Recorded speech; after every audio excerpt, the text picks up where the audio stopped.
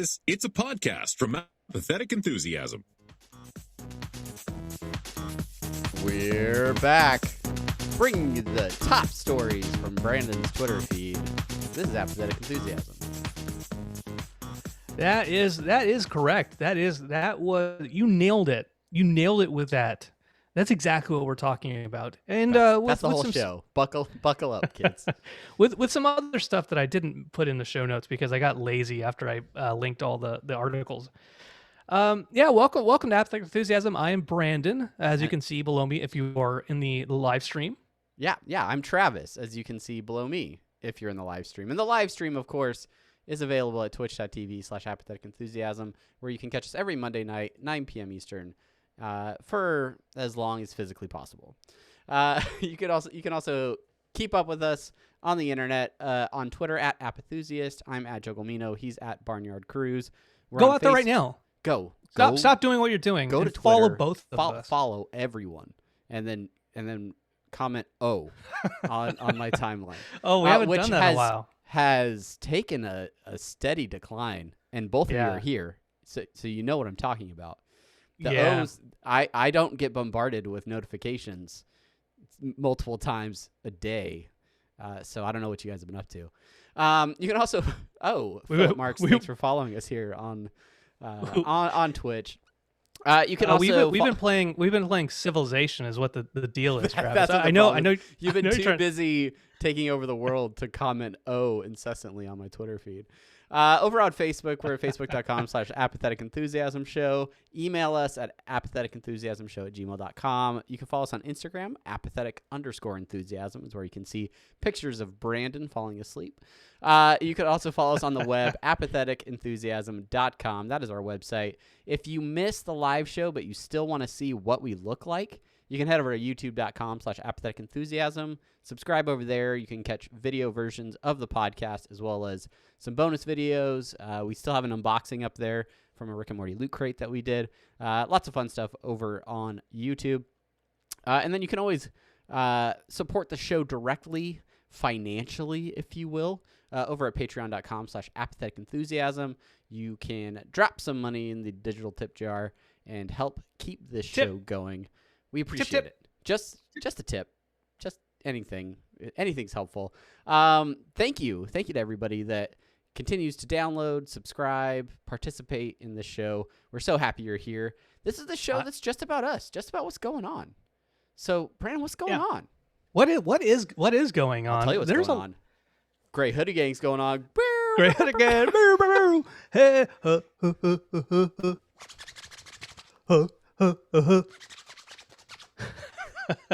For those of you listening on the podcast, we're both wearing gray zip-up hoodies. We didn't even plan it. It's coincidental. And now Brandon is using it as an improvised musical instrument. I really hope that picks up on the podcast. Otherwise, it's going to feel real awkward. It does. Okay. I'll just throw in our intro music on a loop if it doesn't. I just picture you like after the fact, like editing the podcast. You're like, those zipper sounds, they're just not quite there, and you're like doing Foley zipper like recordings to try and really boost the zips. It's good stuff. Anyway, how you doing, Brandon? How you been? It's interesting. I want to bring something up about the Foley zips.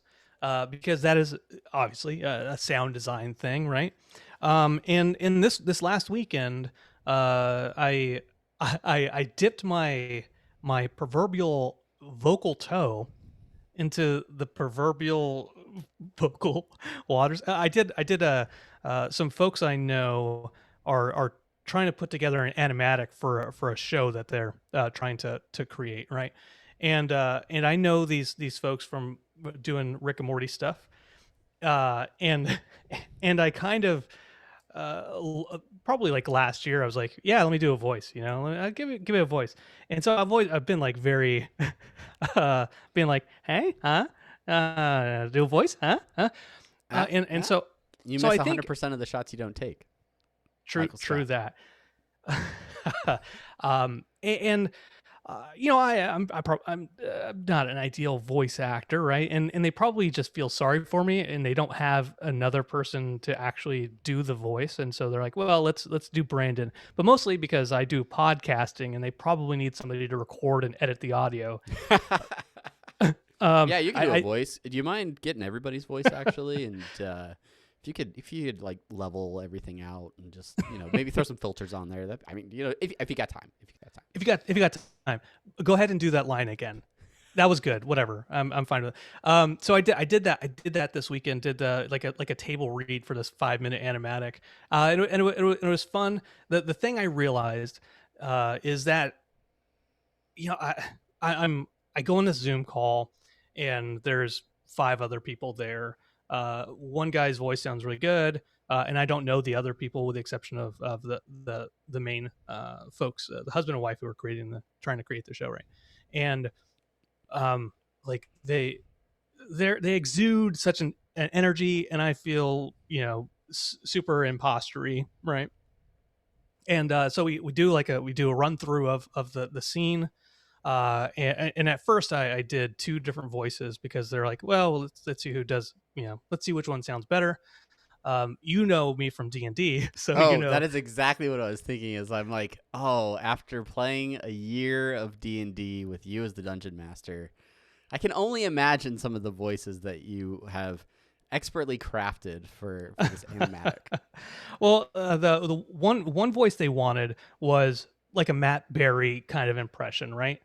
And I'm not the best British accent guy. Sure. And then the other voice they wanted to have be like a more John Cleese-ish, which I'm less inclined to be able to be good at. Sure. As a matter of point. So we did a run through, and I did both of those voices back to back, and sometimes they talk to each other. And then when they got to the end of it, they're like, well, maybe you just do the John Cleese-ish voice, not the Matt Berry one. When the Matt Berry one's the one, I'm like, that's the one I could work with better. That's where I'm golden. Come on. So then we did it a couple more times, and the notes for me were like, more energy. Yeah. And I realized, like, when we're podcasting, you and I were comfortable with each other, and we have energy, right? We do energy. Exude it. Gray Hoodie Gang, all the energy. Bring it. we have energy, and so I had to try to be like, okay, I don't know these people. Gotta let me put it out there. Let me boost it up. Deliver. And in the end, I did all right. I think I did all right. But that was fun, and I spent a couple hours editing audio yesterday and today. So anyway, it was fun. I look forward to having my name in the credits as Foley artist. There you go. The zipper Foley artist, Brandon Cruz. That's exciting. That's super cool. I'm happy for you. It also explains why that meeting information showed up in the email this weekend, and I was like, what is this? I don't know what this is.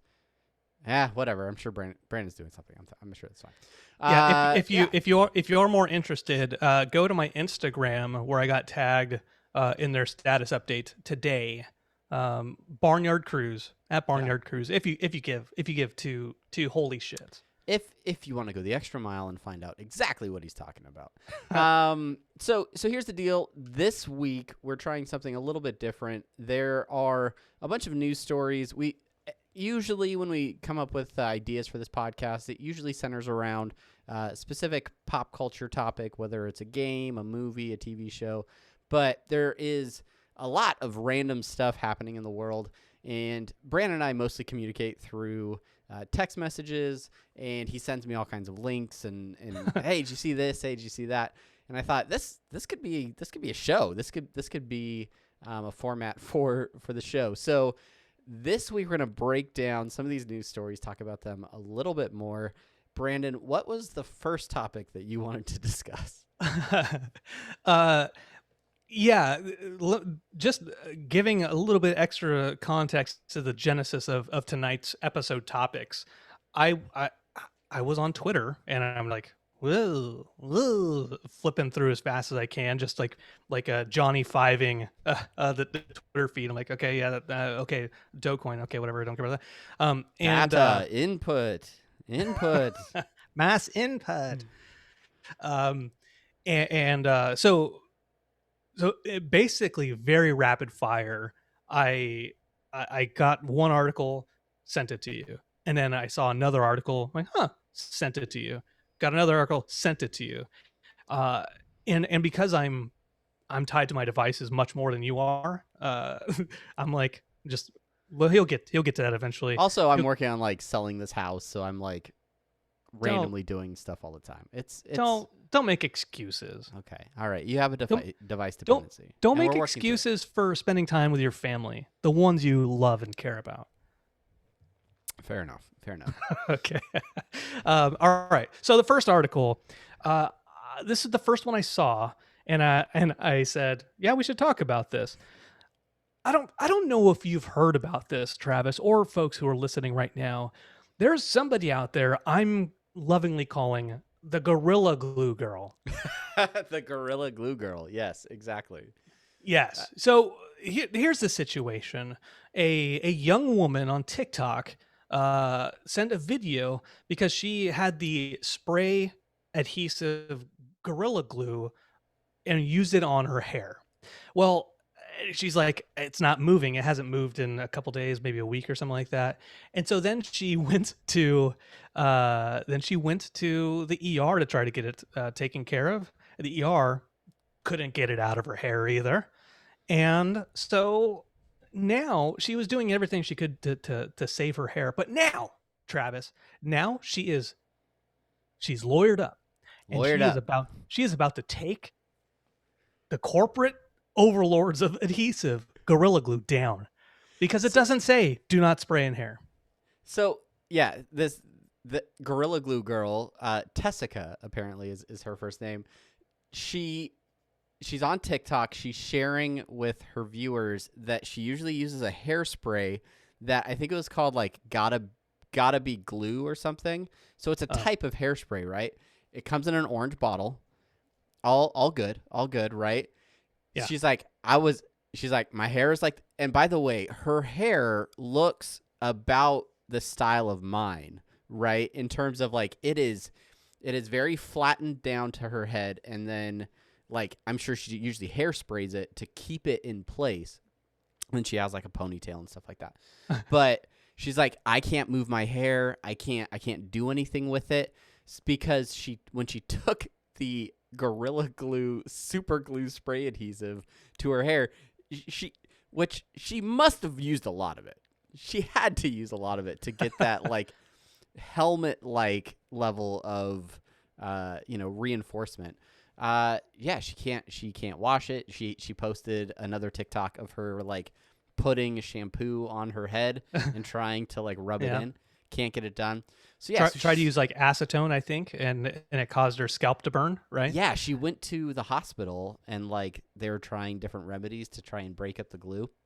So yes, as you said, she has lawyered up and is now attempting to sue Gorilla Glue because apparently it doesn't say you can't use it on your hair. So well, here's a statement from Gorilla Glue. We are aware of the situation, and we are very sorry to hear about the unfortunate incident that Miss Brown experienced using our spray adhesive on her hair. This is a unique situation because this product is not indicated for use in or on hair, as it is considered permanent. Our spray adhesive states in the warning label, do not swallow, do not get in eyes, on skin, or on clothing. It is used not for craft. Hair. It does not say hair. It doesn't say do hair. Do not get in eyes or skin or clothing. Well, hair is dead skin cells. Okay. It is used for craft, home, auto, or office projects to mount things to surfaces such as paper, cardboard, wood, laminate, and fabric. We're glad to see in a recent video that Miss Brown has received medical treatment from her local medical facility and wish her the best. Now, here's the thing. Not about the statement, but about the situation. She's lawyering up. She has a GoFundMe. It's over 10,000. I think she's only asking for like maybe a couple grand, right? Sure. It's over 10,000. Dragon Ball Z. She has said that her intent was to spray it and then wash it out immediately, and she didn't do it, and so there's a little bit of, well, you knew that you shouldn't have done it. Yeah, maybe you shouldn't. Maybe you don't have a leg to stand on as far as lawsuits. Plus, it's the same thing with like, don't use an iron in the bathtub. There are certain things, like if you have to on warning labels say everything, however absurd you can't do with it, Yeah. then what's the point? Don't put Gorilla Glue in your coffee. Don't. Yeah, it's Philip Marks in the chat saying, honestly, feel so bad for her. I agree. I do not envy her situation. I know that what it's like to have no ability to adjust your hairstyle. And yeah, that's got to be super scary, right? Because like her hair's not moving.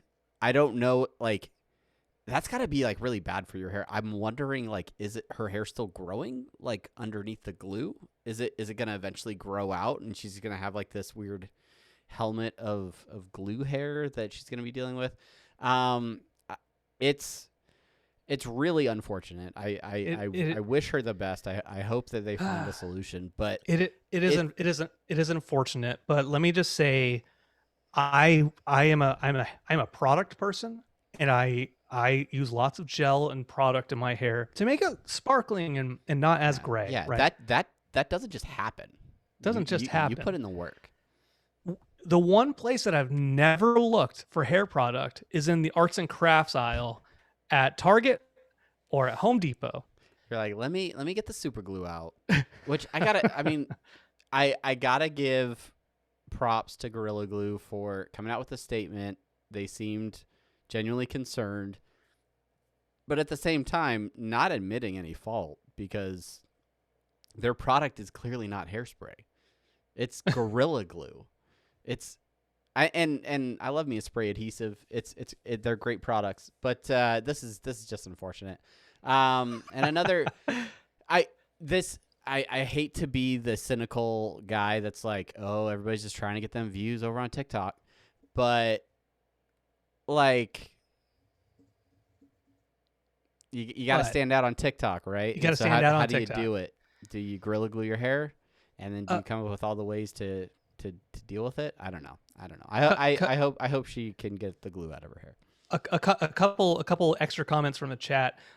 Philip Marks mentioning that the trick to getting out Gorilla Glue is more Gorilla Glue. It's like when you get like permanent marker on a whiteboard, you just use a dry erase. Yeah, and then you dry erase it right out of there. Bam, bing, bang, boom, magic trick. Phil Rude mentioning like, you talk about TikTok. You gotta one up yourself on TikTok.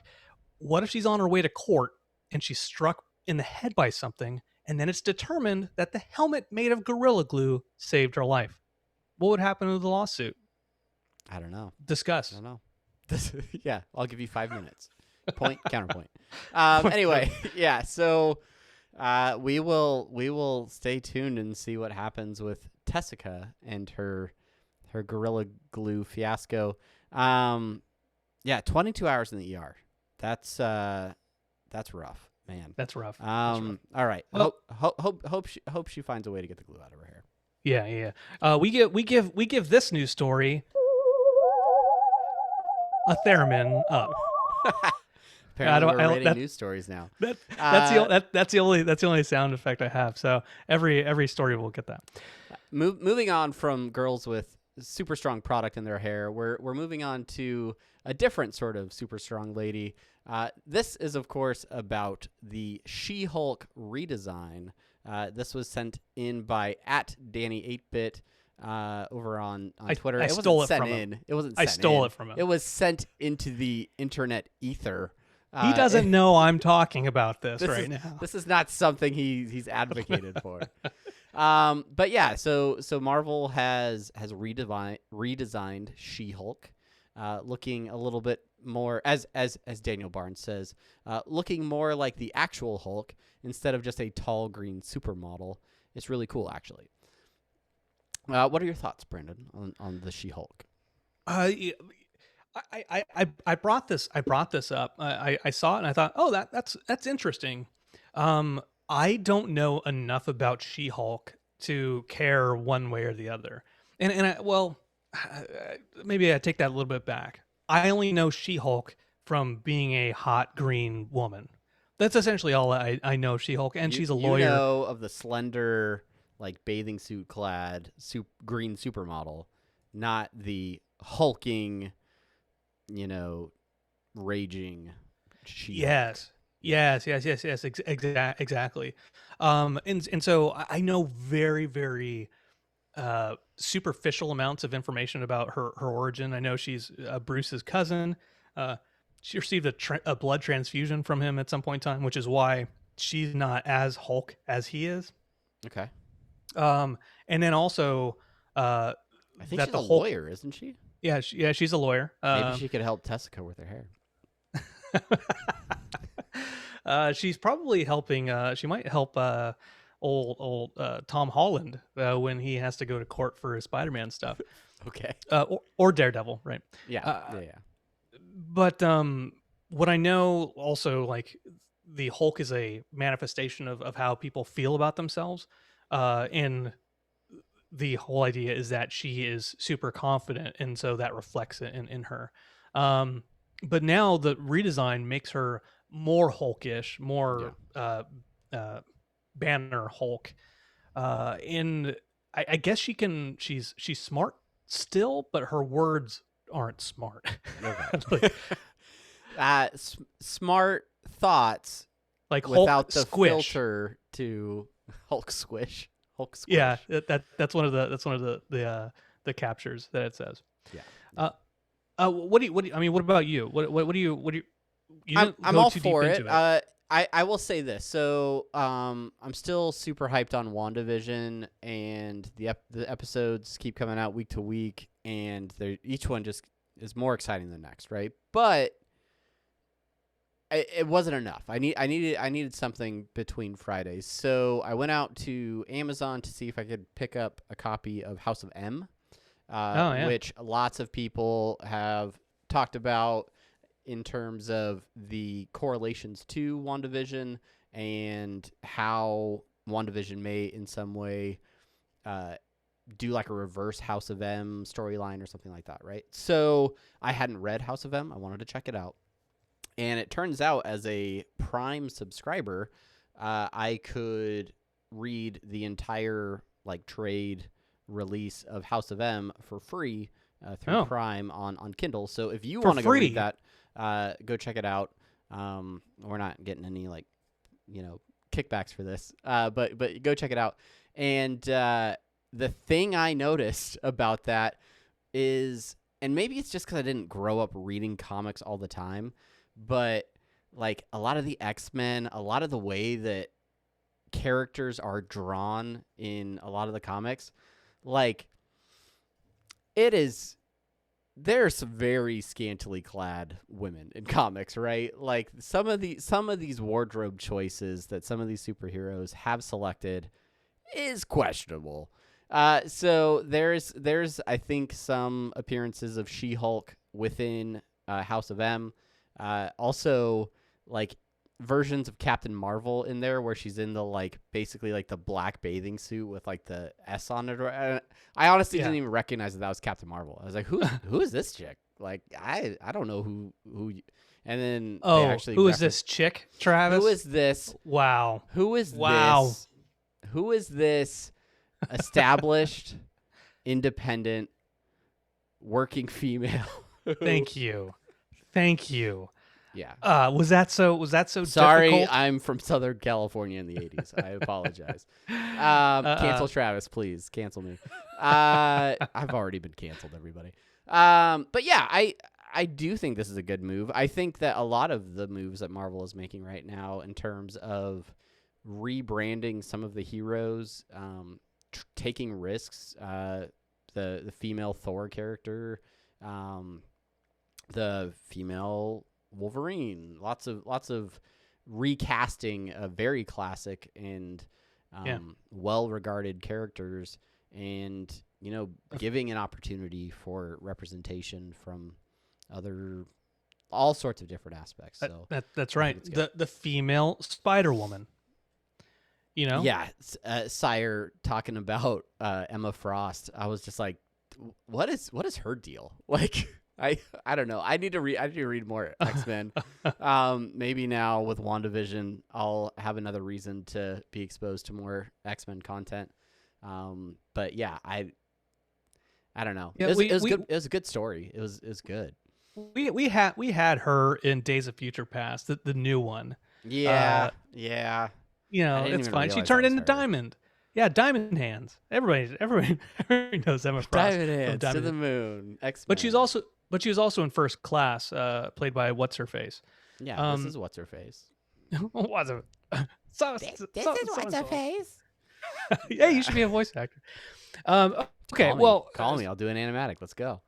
Now, here's a. I don't know which one I want to do first. Do I want to bring it down first, or do we want to talk about the Twitters? Let's bring it down first. Okay, I'm gonna kill all of your moods. We have 7 viewers right now. Let's see how many viewers we can get rid of. Let's see how many people will immediately leave the Twitch. By the way, the She-Hulk story,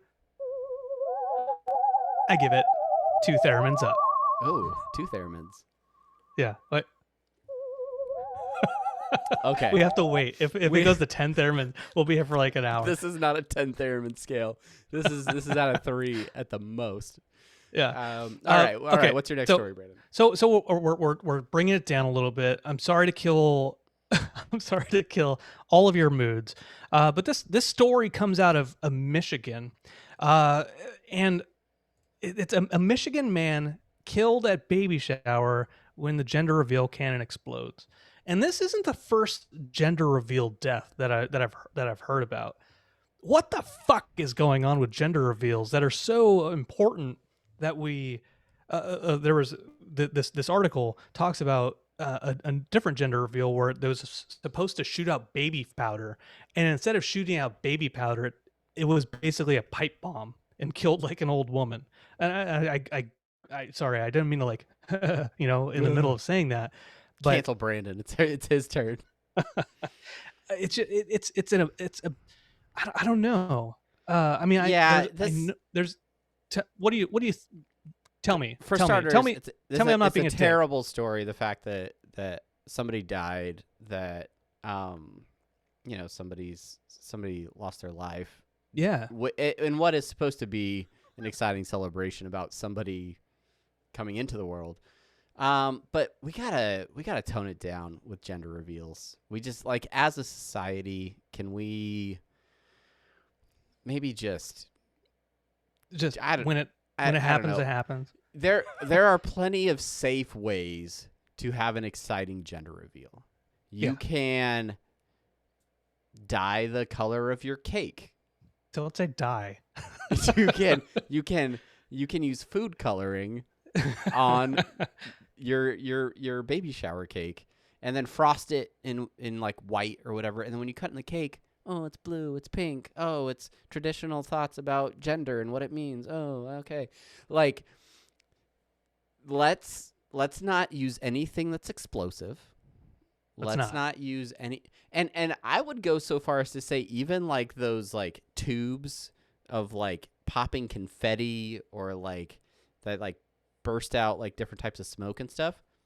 Not necessary. Necessary.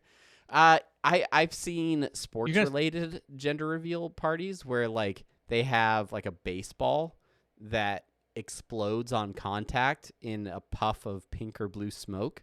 And this is like, if dad's like a baseball player, then we're gonna pitch the ball, or he's gonna hit the ball, and then boom, we're gonna know what it is. Or like dad's into basketball, so he's gonna dunk this ball, and then it's gonna explode in color.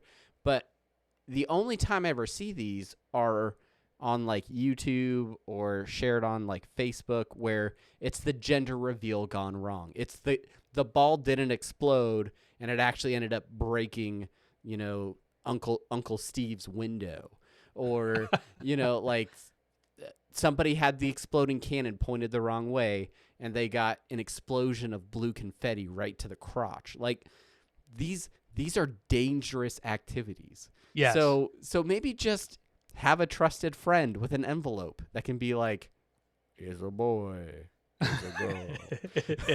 it's a yeah. I mean, we shouldn't Brandon Lee our genders when we're revealing them. That's essentially what we're saying here. Like, don't like. You have to, if you're doing anything with explosives, even with, well, I mentioned Brandon Lee, like even if you're working with explosives, there is a good chance, even with professionals there, that things can go wrong. Just it just happens. So it's crazy to me. I feel for that family. Yeah. What I feel for is the kid who, if it's a male or female, someday We may that never kid- know at this point. They didn't finish the reveal. they didn't get to it. They're like, ah, shit, Scott is dead. Well, I guess we're not gonna know. But anyway, the kid is gonna grow up, right? And someday, his parents, assuming they're not in prison, are gonna have to tell him or her the tale. Like, hey, hey, Mom, Dad, what happened to Uncle Scott? Who's in this picture? Who is this man? Ooh, well, back in the aughts. You know what? Actually, I've got a podcast for you to watch real quick. Just go ahead and jump forward to, 30 minutes in and let two white guys mansplain it for you. Poor little Jimmy or Johnine. I feel Johnine. That's the girl's name. I know somebody named Johnine, actually. That's not the Yeah, point. Look, I don't know. It's terrible. Please be responsible with your gender reveals. Don't. It's just really astonishing to me that this is like a huge trend. Even like, I feel like when my kids were born, gender reveals were like a low key thing where it was like you didn't have a gender reveal party. It was like. It was a baby shower. Maybe you wait at the baby shower. You announce it at the baby shower. Maybe like it was always just, are you waiting or are you gonna know? Like, are you gonna find out at the ultrasound, or are you gonna wait and be surprised when the kid squirts out? So my brother-in-law Robert is having a kid, right? And the wonders of modern science. Him and his wife. They knew for a while. He wanted to tell the family. She didn't want to tell the family. How did they reveal the gender? A simple Zoom call. Laser cannon. With a flak cannon. Just they carved it into the moon like Scott Pilgrim. Sorry, that's more of a graphic novel reference than it is the movie. Fair enough. Anyway, okay, enough of that. Poor, it's a tragedy, and not to make light of any of that, but No. People need to be safe regardless of what they're doing. We don't want to have to do a story like this ever again. So please be safe. Please don't burn down forests or hurt anyone. Yes, with your gender reveals. But if it does happen, make sure you send us the article, and we'll do a tweet about it. Hour-and-a-half expose. Speaking of tweeting, that is the final news article that I have for us to talk about.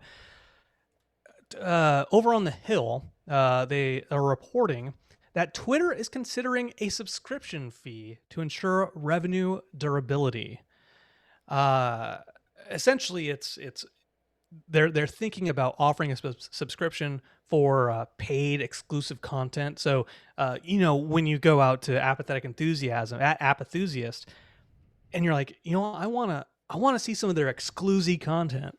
Get those exclusives. Then you can subscribe or something like that. I don't know. Did you actually read this article, Brandon? I am curious. Yeah, I have it popped up right here. It's very early exploration. So there was a what do you call it? Like a business call. One of their company earnings type call things or whatever, where their revenue product lead, Bruce Falk, said that they may include subscriptions or other approaches that'll give people and businesses of all sizes on Twitter access to unique features and enhanced opportunities for content creation, discovery, and engagement. The may include aspect of that, I'm gonna come out right away and say Twitter will remain free. It will always remain free. You're never gonna have like a paid. You got to pay $5 a month to use Twitter. That is not going to happen. That will shutter their business. That cannot happen. But for companies that use advanced features, for people that, if you use TweetDeck, like, you're already more of a power user on Twitter than most people, right? If you're scheduling tweets, having to like manage tweets and create lots of tweets. like dynamic content on Twitter. If you're not worried about, you're not worried about fleets. 140. Oh, can we talk about fleets for a second?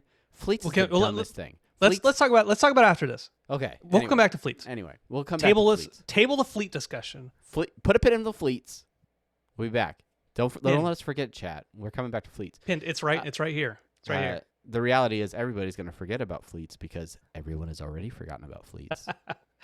No, it's pinned. I see it right there. Okay, there it is. It's a pinned tweet. Yeah, so I don't know. I think Twitter probably having some concerns about the longevity of their revenue. I don't know why that's changing or if companies are trying to get away from Twitter because of political aspects or things like that. But yeah, trying to get direct consumer funding. I mean, it's fine, I guess. I don't know. What do you think about it? Well, if you know, Twitter already has where, like, if you want to promote tweets and stuff like that, you can still do all that stuff. TweetDeck, all that, you can. There are advanced features already that you'd get from the business side that you could pay for. So, sure.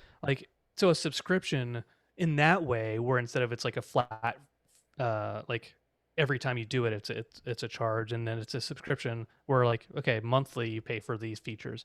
Okay, like from a business perspective. One of these paragraphs in the Hill says Twitter is also considering additional revenue through charging services like TweetDeck, as you mentioned, and other advanced features such as undo send or profile customization options. If they put things like undo send, where they've had people on Twitter have wanted for, when did Twitter become a thing? That long. It was like 12 years ago at least. Yeah. Like an edit button or undo send. If that was a thing that they put behind a paywall that people have been asking for, then it's like, okay, you're a little greedy, Dorsey. Fuck off, right? Yeah, but again, like, they are targeting this towards businesses, right? They're saying businesses big and small. So the average user, the person that is more of a consumer than a contributor on Twitter, that scrolls through their Twitter feed and follows all of the celebrities or political people or influencers or comedians, whoever they're following, to get a variety of content. And maybe they comment or retweet things, but for the most part, they're not developing their own content or building a brand or supporting a brand. A lot of those features are not of value to them. But as soon as you represent an organization, a product, a service, and you have to hire someone who's responsible for tweeting on your behalf, all of a sudden, certain features become much more important. If you need to edit something that was put out there incorrectly, if you need to, withdraw a tweet because it was sent in the wrong time or for the wrong reason, those are powerful tools for a company. And yes, giant companies will probably have to pay.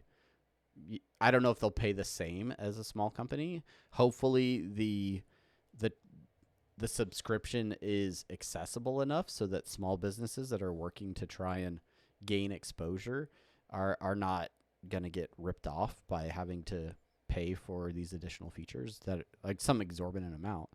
But I don't know. I think it could be beneficial. I think it could be helpful for some companies. But if they're trying to take anything that's already publicly available and put that behind a paywall, I could see that as being frustrating for a lot of users. Yeah. Philip made a really good point in here in the stream, saying that edit can't work because if you add an edit button without resetting likes and retweets and comments, you can change what people are endorsing. That's a really so good point. Yeah. you put a tweet out there, I hate Nazis, and then you get 5 billion retweets, and then you on the fly you're like, edit, I love Nazis, I fucking love them. 5 billion retweets. Whoa, man, they're all the people that love Nazis now. Wow. Whoa, Biden loves Nazis. He retweeted. He retweeted it. He quote tweeted it. This is something I can get behind. So yes, that is an absolutely great point, and they would really have to find a way to either annotate when edits happen or reset the retweets and likes and things like that. So that's a really good point. This is not something I'm terribly worried about. It's not something that I feel, I have an arm's length relationship with Twitter. I've been using Twitter since it was designed for you to send text messages to post your tweets, right? Like I remember that using hashtags because like you used the pound key on your phone to create them. Twitter is a great tool, but it is so big. It is now like shaping, government policy and affecting elections and all sorts of things globally. And frankly, most of the time I just find out whether or not Brandon or Matt are saying "oh." So like that's the extent of my Twitter use right now. But I don't know. It's still a great way to connect with lots of different people, to share your thoughts and share, I don't know, opinions and cool stand-up comedy that you're cool CDs that you're workshopping. So I don't know. Yeah, I don't know how much will come of this, but it could be a thing. I don't know. We'll see what Twitter says about it, because that's where people are most vocal about what happened on Twitter. Yeah, I'm sure Twitter will be all abuzz about this. So. Blue check marks. What do you think? What do you think? Blue check marks. Anyway, that does it. Oh, I give the Twitter one a hey. A hey Theremin? A hey Theremin? Harriman. Harriman. Yeah. All right. A Dan Harriman. Dan Harriman social media minute.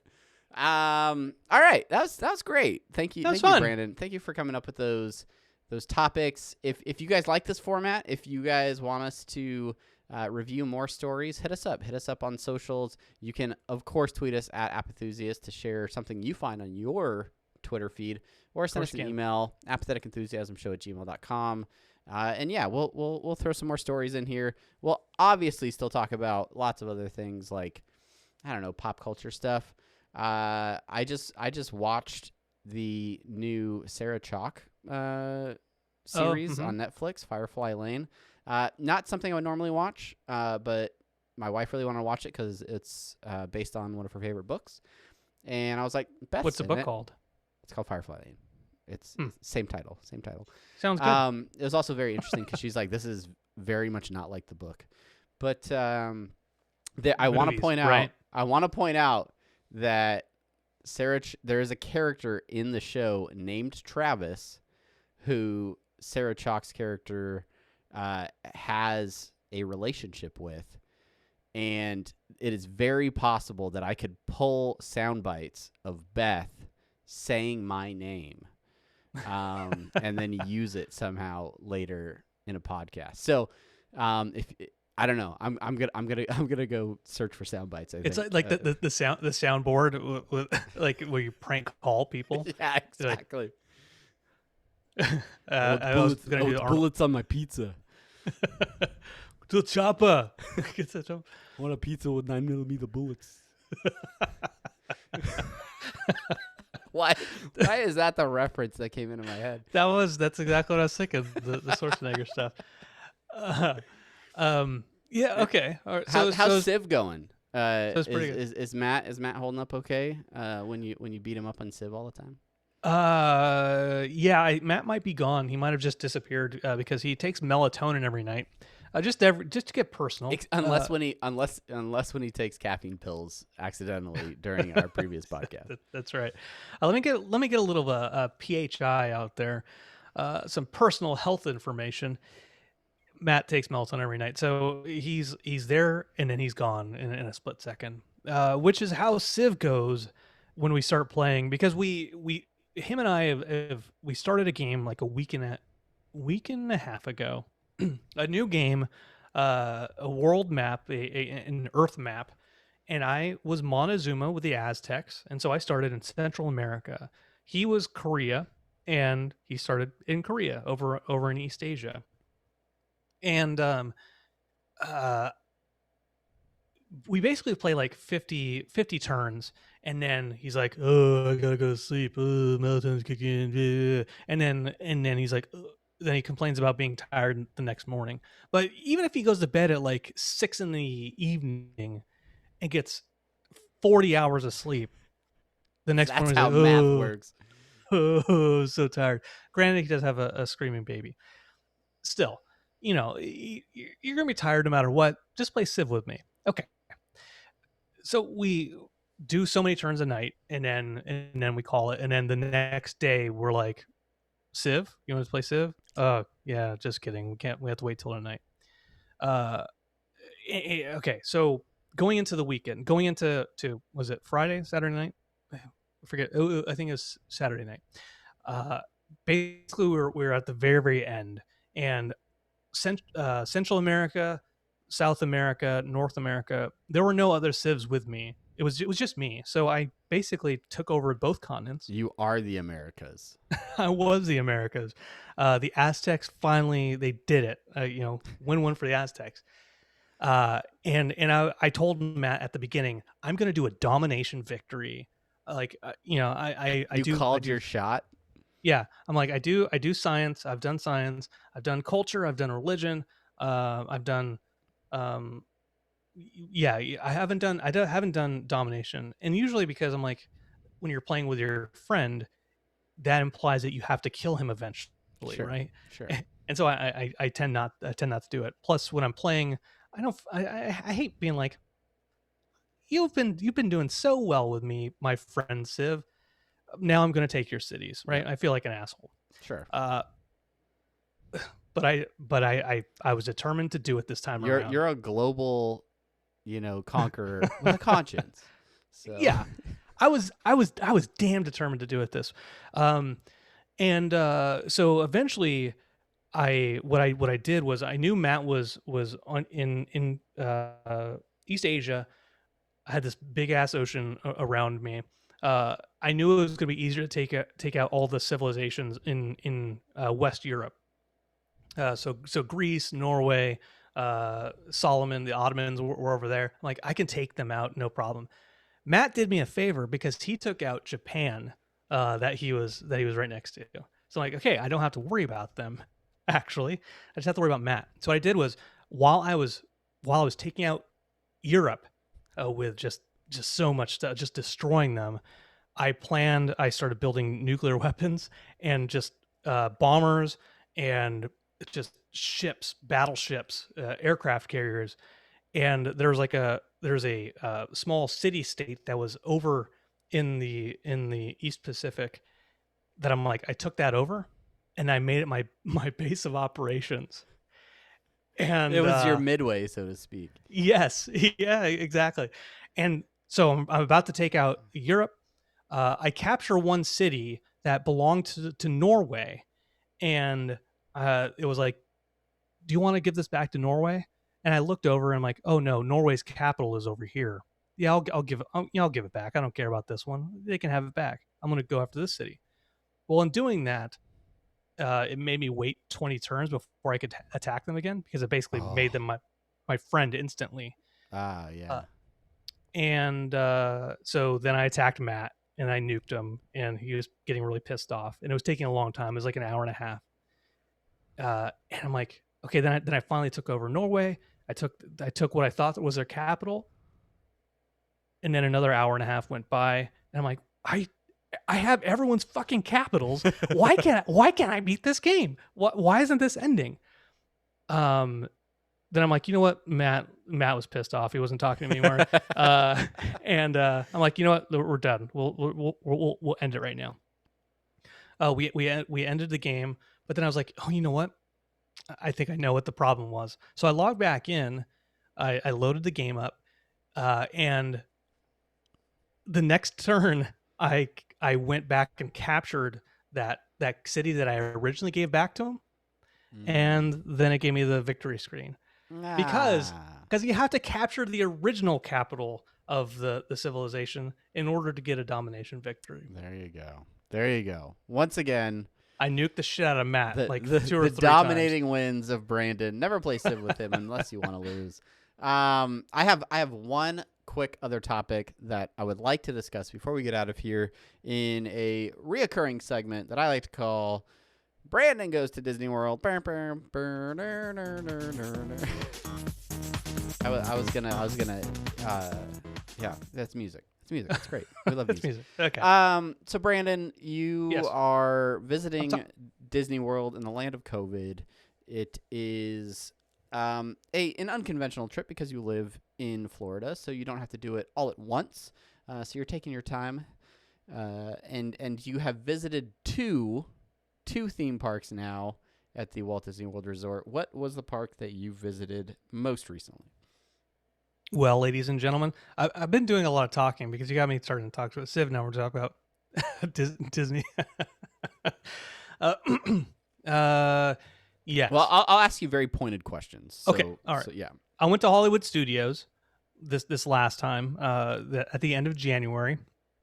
As a matter of fact, Inauguration Day, I went to Hollywood Studios. There you go. And as I was waiting for the new Mickey train ride, my Mickey's wife and Runaway I Railway. Yeah.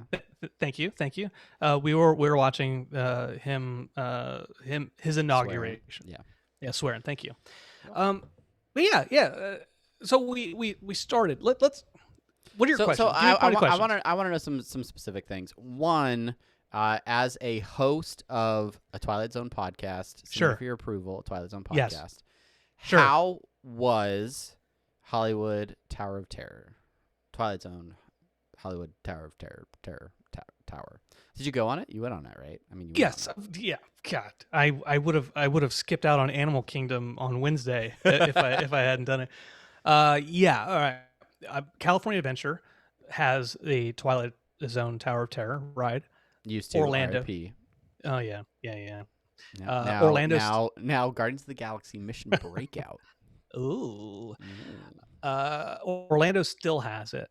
Now COVID has done some things as far as the presentation for some of these rides. I know, based off what you told me, the Runaway Railroad had some intro stuff going into the ride, which would have given a little bit more context, I think. Sure.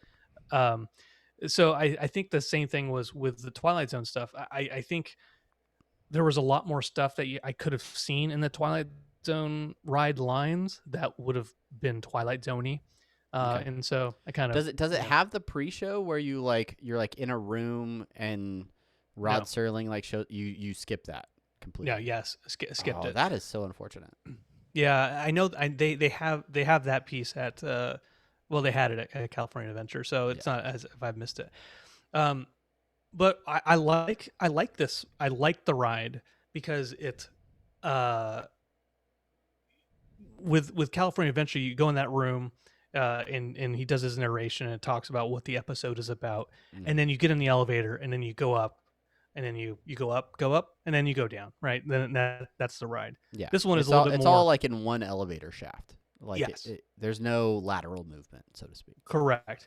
And this one, you go up and then you go on the track, and then it's kind of like the intro to the episode, the giant eye, and the baby, and E equals MC squared, all that stuff, which I really I liked, right?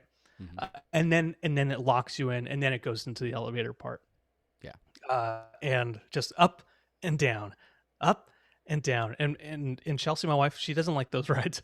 My son, my 9-year-old, he doesn't like those rides either. But Trooper, he did it. That's all I've done. Fantastic. None of my kids were brave enough to go on it when we went on the trip. It was a ride that I actually missed out on my trip, and I was Oh. very upset about. I will not miss it. I mean, I've been on the California one, dozens of times, but Sure. but yeah, it's great. Second question, Star Wars Galaxy's Edge, the latest land in Hollywood Studios. Give me your highs and lows, the things you loved, and maybe if there's anything that you didn't necessarily think was great about the land. Okay. Disney's Galaxy's Edge, brought to you by Disney. I'll start with the highs. Maybe I should start with the lows, but I'll start with the highs because I said it first. Sure. And I'm gonna stick to my guns, stick to my blasters. Yeah. So the highs, the Rise of the Resistance ride, very very very very cool. The things they've done with that ride, the Imagineering, fantastic. Does it live up to the hype? I think so. I think it's very very cool. The wait time, because it's so complicated, it's crazy to me that basically even like it's hard to get onto it in a COVID world. Yeah. When it's a packed park, just how much more difficult it would be to get on that ride. That's probably a negative point to it. Sure. But what I'll say, a couple years back, I was hanging out with my dad, who's a computer draftsman, and some of his friends that he's worked with over the years. And one of his friends was talking to me about Rise of the Resistance, and I don't know this guy, but he's talking to me about some of the things that happen on this ride. He's like, yeah, helping design the electronics and the tracks and stuff like that. It's really really cool. We got to preview it, and he's like, oh yeah, and then Kylo Ren does this like lightsaber thing in the roof, and it's just like it's on like magnetic tracks, and I was like, oh that sounds bitchin', but I didn't know who this guy was, and so I had no reason to really believe him. Sure. Right? Sure. And so as I was on the ride, I kept that in mind. I was like, oh man, this is really really really really cool. Hey, you're on this Star Destroyer. The thing that stuck out to me was you're going through like one of the hallways, and you're looking out the windows into space, and there's the space battles that are happening, the X-wings and TIE fighters that are fighting, and it's so immersive. And at some point in time, like an ATS an AT-AT, you go up and you look directly at it. It's very very very cool. That's a high point. The Smuggler's Run, I don't like that we have some random smuggler that is running Smuggler's Run. I will say, if you watch Clone Wars, the series, he's no longer random. He is a character in that series. I didn't know Hondo Tanaka was anybody until I watched that either, though. No, nobody cares about that guy, and he shouldn't be there. But he is a timeline and IP safe character to have without having to utilize Harrison Ford for the ride. Yeah, basically. But we're still good with C-3PO in Star Tours. Yeah, and Indiana Jones over in Disneyland still completely a Harrison Ford type ride. Correct. But Smuggler's Run was I do like that ride. For those who've never been on it, you go in and you can take over. You can have 2 pilots, 2 gunners, and then 2 engineers, and you actually get to do stuff. So the two pilots. One pilot can go left and right, the other can go up and down. The people with the guns can shoot, and then a tow cable eventually, and then the engineers are in charge of keeping your ship healthy. Yes. And you can't die in this, but at the end of the ride, you get graded based on how well you guys did. Okay, I go in there with Chelsea. Chelsea doesn't know it's an interactive ride, and she is my co-pilot. And this is the second ride we went on. We went on Rise of the Resistance, and we immediately went on Smuggler's Run. She got the lateral movement pilot. Originally, she was going to be one of the gunners with my son, but then she is like, and so then she went and sat on my left side. We start going. I put us into hyperspace. It's such a great feeling, isn't it? Isn't it, so when you pull that lever? It's so cool. Yeah. You're immediately like a 7-year-old kid as soon as you do that. Yeah. We start flying. We're going through. We're shooting things. We're flying, and I'm like, go left, turn left, and she's like, like press that button, like oh, and everything's moving around. It's a motion ride, and usually I'm the one who gets motion sick. Mixing the frustration of not knowing it was an interactive thing, all the movement, being discombobulated. She was fucked up, motion sick for about an hour thereafter. So she didn't like that ride necessarily. But my son, at some point in time, you shoot a tow cable at like a train that's trying to get away from you. Yeah. And he shot it. He got the train. And the old people that were the engineers, afterward they're like, with their masks on, they're like, oh, your son was so happy when that tow cable hit the train. He was just like, yeah. That's so and awesome. that's a kind of that's a high. That's the magic. That's the magic that Disney wants. That's the magic of going to Disney World. That's excellent. Yeah, and then you did some interactive stuff in Galaxy's Edge too, right? Some perks, right? Some bonuses. I did, yeah. What did those live up to? I mean, building droids and lightsabers and things. Did you feel like those were good experiences? Yeah. So you pay money and you get a reservation. You could build a droid. So I took my son. He built a droid. You could drive it around with a little remote control. It's pretty nifty. You can get it with different personality chips that you can buy for exorbitant amounts of money. Sure. Disney dollars, as we call them. Disney. But we got a little backpack, and so the rest of the day he was like carrying his droid around his backpack. So that was cool. There's the other thing, like you can go to Sabac's lightsaber workshop, and then you can build your own lightsaber. And this was pretty cool. Where you go in, you make a reservation again.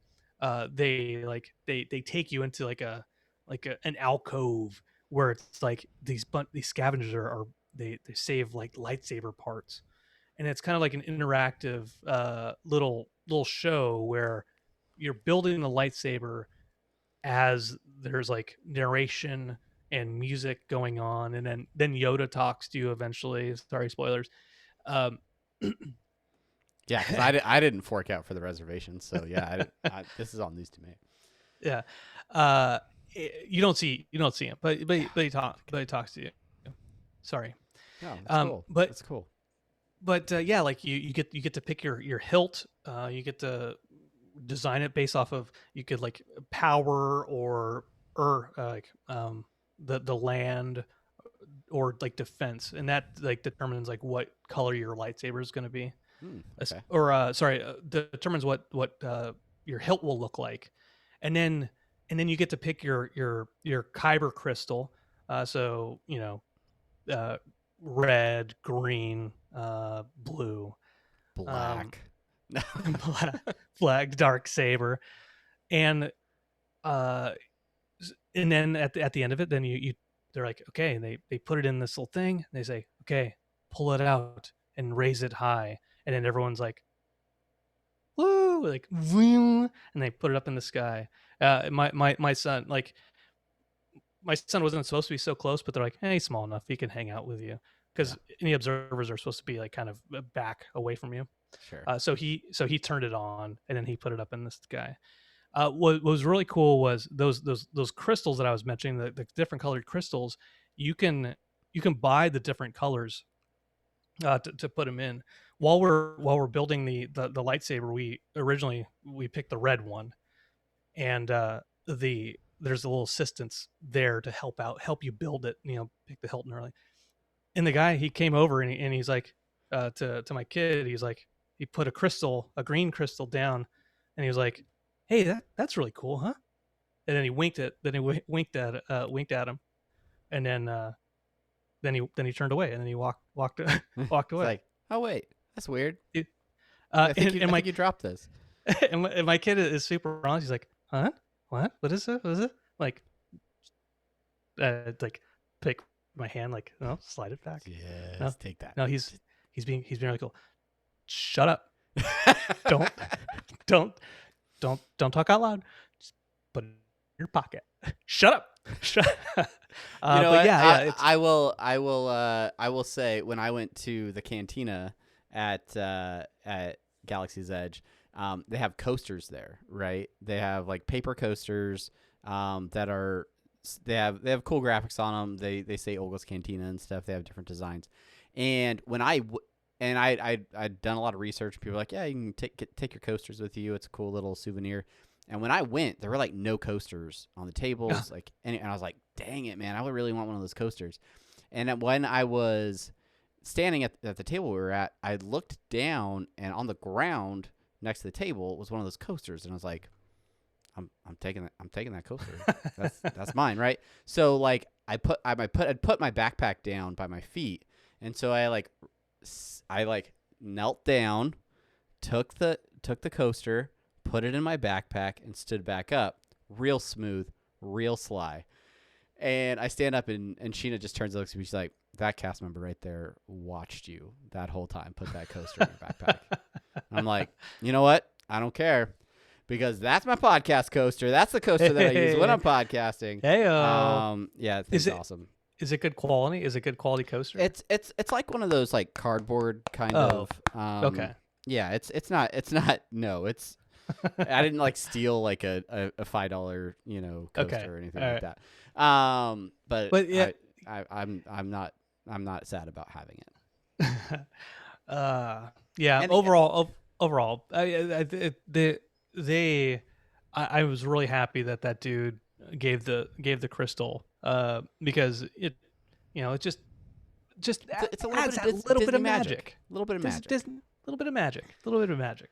All right, Brandon. Well, I want to talk to you for like 100. Oh, look at that lightsaber. He's got it. Yeah. And it's got a good amount of weight to it. It's not chintzy. It's not like plastic. Wow. You can, in order to change the crystals out, and you can actually change the crystals out, you have to like undo this, unscrew it, and then put the crystal inside the hilt. That's pretty cool. That's pretty. Oh. I didn't get the holder display, but now I have to. There you go. Well, we'll talk a lot more about your future Disney trips. We may even talk a little bit more here in the post show, where I also want to get some more of your thoughts on WandaVision and some of the things unfolding there. So if you want to hear those thoughts, then make sure you are tuning in live every Monday night, 9 p.m. Eastern, where we will do a post show over on twitch.tv/apathetic enthusiasm. If you miss it, sorry, show up next time. Otherwise, you can catch the video version over on youtube.com/apathetic enthusiasm. Thank you guys so much for listening. Thank you for watching. Brandon, of course, you get the final word. Well, thank you, everyone, for everything Travis already mentioned. Thank you for hanging out with us, listening to me talk, basically 75% of tonight's episode. We appreciate you. And until next time, I'm Brandon. I'm Travis. Goodbye. Bye. Unless you're in a stream, in which case don't go away, because we're still hanging.